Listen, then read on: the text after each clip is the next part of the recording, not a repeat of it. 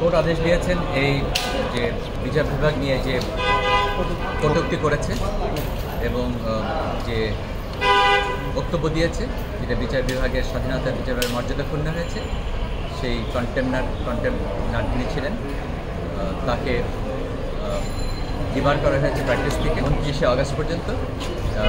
29শে আগস্টে তাকে personally appear হতে হবে এবং যে কন্টেন্টগুলো দেওয়া হয়েছে সেগুলো ফেসবুকে আসছে, সেগুলো বিচার থেকে আদেশ দেওয়া আছে, সেগুলোকে যেন রিমুভ করা হয়। ব্যক্তি হচ্ছে আশরাফুল ইসলাম, প্র্যাকটিস এই কোর্টে প্র্যাকটিস করে, সুপ্রিম কোর্টে প্র্যাকটিস করে এবং যিনি কন্টেম্প পিটিশন ফাইল করেছেন আমার পাশেই আছেন এমডি জাকির। এর আগে এই অ্যাডভোকেটকে একই রকমভাবে কটূক্তির জন্য তাকে কন্টেম্প প্রসিডিং ড্র করা হয়েছিল। তখন কোর্ট মহানুভবতার সাথে তাকে ক্ষমা করে দেয় এবং তাকে সাবধান করে দেওয়া হয়েছিল যেন ভবিষ্যতে এরকম বক্তব্য না দেয়।